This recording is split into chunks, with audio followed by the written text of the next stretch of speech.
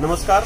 आज हम आए हुए हैं गाजीपुर बॉर्डर पे और हम बार बार इनका इंटरव्यू देखते रहते हैं। सुमित जी हैं, बनते जी, और ये शुरू से लगे हुए हैं देश के विकास के लिए। देश का असली विकास यही चाहते हैं। शुरू से किसानों के साथ है। देश में जो माहौल आजकल है चला हुआ है, सारे सरकारी संस्थानों को बेचा जा रहा है और दलित पिछड़ों को दबाया जा रहा है, उनके अधिकार को खत्म किया जा रहा है। इनके बारे में हम सुमित जी से कुछ जानते हैं। जी बताइए, क्या जानना है? सर, आपको क्या लगता है ये किसान आंदोलन कब तक चलेगा? पहले इस पर बात करते हैं। देखिए, किसान अपने हक पर कटा हुआ है। उनका हक है कि जब तक कानून वापस नहीं होंगे, बिल तो ये नहीं रहा, कानून बना दिया इन्होंने धोखे में लेकर के कोरोना की आड़ में। तो जब तक ये कानून वापस नहीं होंगे तब तक ये किसान वापस नहीं जाएगा। और सरकार अड़ी हुई है कि तुम 10 साल बैठे रहो तब भी हम बिल वापस नहीं करेंगे। अब ऐसी आमने सामने की लड़ाई है। और सही बात यह है कि जब तक किसान सरकार का और सरकार में बैठी पार्टी का कोई नुकसान नहीं करते हैं तब तक इन लोगों के समझ में नहीं आएगा।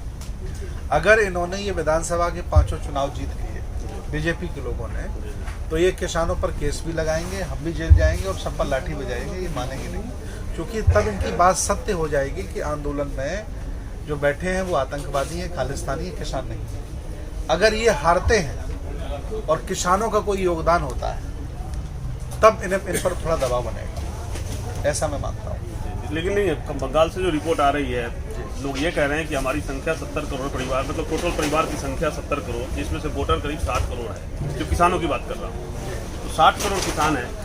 तो वो अगर एक तरफा सोच लिया है कि सरकार बदल देंगे तो बदल देंगे, क्योंकि जो 2019 के चुनाव में जो भाजपा को जो वोट आई थी 22 करोड़ 23 करोड़ के आसपास, 22 करोड़ 90 लाख आए, और आप 60 करोड़ वोटर एक तरफा है। तो अगर आप यूनाइटेड रहे तो सरकार बदल देंगे। बंगाल में तो यही चल रहा है। देखिए, बंगाल में जो किसान हैं वो कम्युनिस्ट संगठनों से जुड़े हैं, लाल सलाम वाले हैं, और उनकी वहाँ खुद एक अपनी पार्टी है।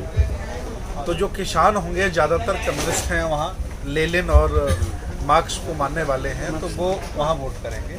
लेकिन जो इस मकसद के किसान हैं कि बीजेपी को कुछ तरह से हराया जाए, तो वो हो सकता है कि तृणमूल को वोट देकर हराने का वही चल रहा है। वही चल रहा है जो रिपोर्ट आ रही है, जो फील्ड रिपोर्ट, जो दोस्त लोग हमारे हैं जहाँ बात करते हैं। अच्छा सर, यहाँ जो हमारा आपका जो जिस संगठन से आप जुड़े हुए हैं, भगवान बुद्ध के, अम्बेडकर के अनुयायी हैं, उन्होंने संविधान में दिया था कि लोगों को आरक्षण मिलेगा, सबको डेवलपमेंट मिलेगा, सब कुछ होगा। सरकारी नौकरी तो रहा नहीं, सब कुछ खत्म हो गया।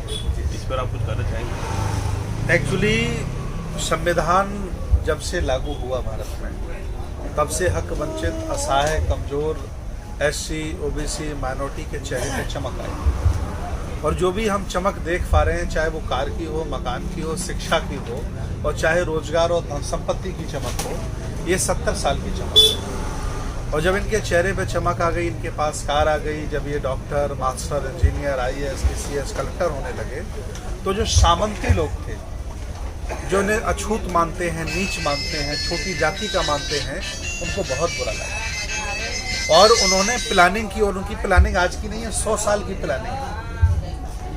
100 साल की प्लानिंग उनकी थी कि धीरे धीरे, आज नहीं कल, इन्हें उसी स्थिति पे लेके जाना है जब ये मेहनत करने के एवज में हमसे खाना मांगते थे। और इस सरकार ने मन बनाया है कि इनको वहीं ले जाना है, इनसे काम भी कराना और बदले में सिर्फ खाना इन्हें देना। और अगर स्थिति इनकी खराब होगी तो खाना भी इन्हें दिया जाए और इनसे मजदूरी कराया जाए। इसलिए ये सरकार, अभी नरेंद्र मोदी का स्टेटमेंट था कि सरकार का काम व्यापार करना नहीं है। इससे साफ झलकता है कि सरकार पूरे देश की व्यवस्था को निजीकरण के माध्यम से बड़े बड़े लोगों के हाथ में देना चाहती है, और उन पर अंकुश रख करके यहाँ के असहाय, कमजोर, हक वंचित लोगों को गुलाम बनाकर उन्हें मजदूर बनाना चाहती है।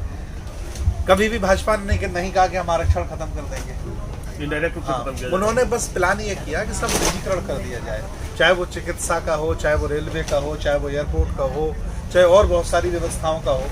और जब निजीकरण हो जाएगा तो जो जिसका वो मालिक होगा उसका मन है, नौकरी पर रखे न रखे, आप आवाज भी नहीं उठा सकते।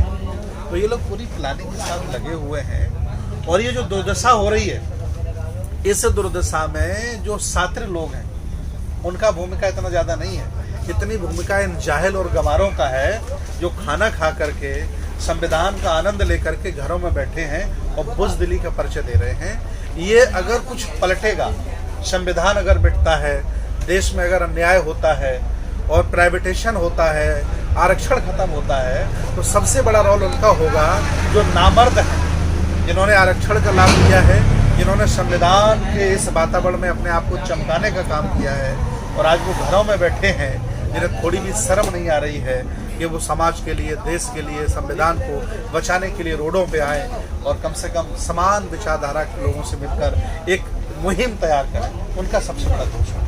आरक्षण के नाम पे जीते हैं आपके जो भाजपा में कई बड़े बड़े सीनियर लीडर हैं जी, और उनको सपोर्ट करने वाले रामविलास पासवान जब दुनिया में नहीं रहे तो भाजपा को साथ देते रहे, आरक्षण के ही बने मंत्री, आरक्षित सीटों पे जीतते रहे, उनका पूरा परिवार के लोग आरक्षित सीटों पे जीत के आए। सरकार में रहते हुए एक बार भी उन्होंने कहीं से भी किसी का आवाज़ नहीं आया कि आप क्यों बेच रहे हैं, सरकारी कंपनी को क्यों बेच रहे हैं, किसी तरह से किसी ने आवाज़ नहीं उठाई है। चाहे वो जीतनराम मांझी हो बिहार में, वो भी आरक्षित सीट से हैं, तो सबके सब उधर से सीट से जीत तो जाते हैं, जनता से वोट तो ले लेते हैं, लेकिन आवाज़ नहीं उठाते।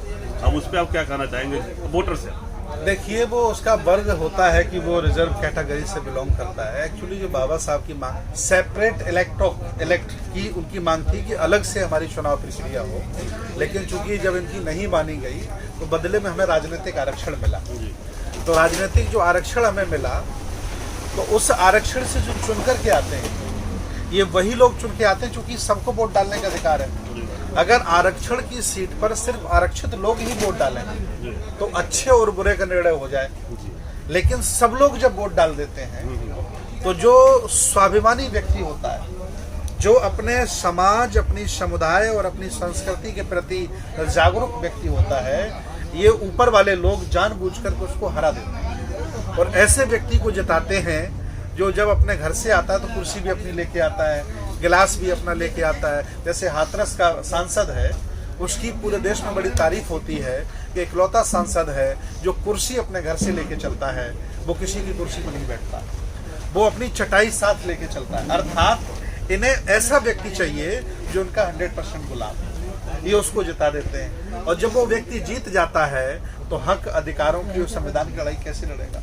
तो जितने भी रिजर्व कैटेगरी की सीटों से जितने भी एमपीज एमएलए होते हैं, वो लगभग सब पार्टियों के गुलाम लोग होते हैं, और पार्टियों के गुलाम लोगों से उम्मीद आप ये करें कि वो संविधान बचाने की मुहिम चलाएं, निजीकरण के खिलाफ काम करें, या असंभव बात, ये कभी हो नहीं सकता। सुमित जी, कल एक भारत समाचार है न्यूज चैनल, जिस पे वो एंकर एक लड़के से पूछा, वो बुलेट पे था, वो दबंग टाइप का, तो उसने बोला कि मैं 5000 साल तक शासन करूंगा, भाजपा को कोई हटा नहीं सकता, किसी की हिम्मत नहीं है कि केंद्र से भाजपा को हटा देगा, अगर कोई आएगा तो उसको लत लगेगी। मतलब हमारा सरकार है, हमारा ईवीएम है, सब जगह प्रशासन हमारा है, किसी की हिम्मत नहीं है कि हमें सरकार से हटाएगा। उसका समझ में नहीं पाए किस आधार पर उसने कहा। वो इसलिए कह रहा है कि जहाँ जहाँ भी चुनाव होते हैं, वहाँ बीजेपी के खिलाफ वाले वोट हैं या बीजेपी से नाराज वोट हैं, वो एक जगह नहीं जाते हैं।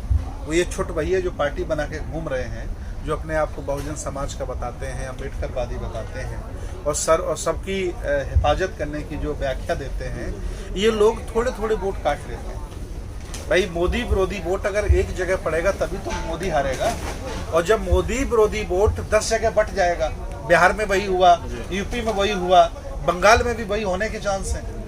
जब मोदी विरोधी वोट, भाजपा विरोधी वोट अगर 4 जगह बढ़ जाएगा तो भाजपा कैसे हारेगी? ये बात वो जानता है कि ये पैदाइशी गुलाम लोग हैं, ये जातिवाद बहुत मानते हैं, एक दूसरे से नफरत बहुत करते हैं, ये कभी राजनीतिक सामाजिक इकट्ठे नहीं हो सकते हैं। इस घमंड अभिमान में वो व्यक्ति ये बात कह रहा है कि भाजपा कभी जाएगी। उसे मालूम है कि हम संख्या में कम है लेकिन इकट्ठे हैं, ये संख्या में ज़्यादा है लेकिन बटे हुए हैं, इसलिए वो हम लोगों को टुकड़े टुकड़े गैंग कहते हैं। वो जानते हैं कि ये कभी भी रोटी बेटी का संबंध बदल के नहीं करते। यहाँ IAS PCS जज क्यों ना हो, वो अभी अपनी जाति नहीं छोड़ता, जाति में शादी करता है, और उससे पूछो तो कहता है कि मैं 20 साल का अम्बेडकर करवाती हूँ। सही मायने में ये बाबा के हत्यारे हैं, बाबा साहब की विचारधारा के हत्यारे हैं, जो जाति वर्ग बदल करके शादियां भी नहीं कर पाए। ये क्या बहुजन समाज बनाएंगे? ये बात ब्राह्मण का, ब्राह्मण कभी भी बेटी अपनी जाति में नहीं करता ना।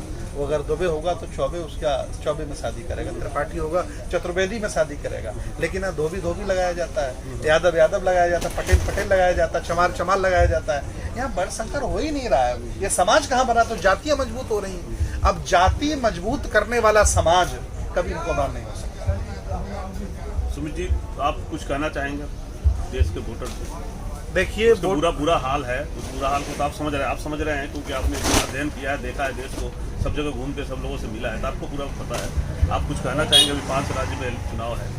देखिए, देश के युवक से मैं तो एक ही बात कहना चाह रहा हूँ कि अगर वाकई ईमानदारी से देश से प्यार है, देश के सेकुलरिज्म से प्यार है, धर्मनिरपेक्ष भारत से प्यार है, संविधान से प्यार है, तो मोदी विरोधी वोट एक जगह पड़े और सारे लोग मिलकर के सामंजस्य बना लो और उनको हरा दो।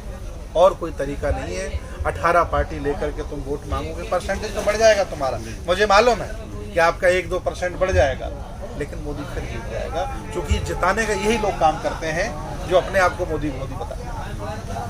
देश के लोगों को यूनाइट होना पड़ेगा। जी यूनाइट होना पड़ेगा उनके खिलाफ। ठीक है, थैंक यू।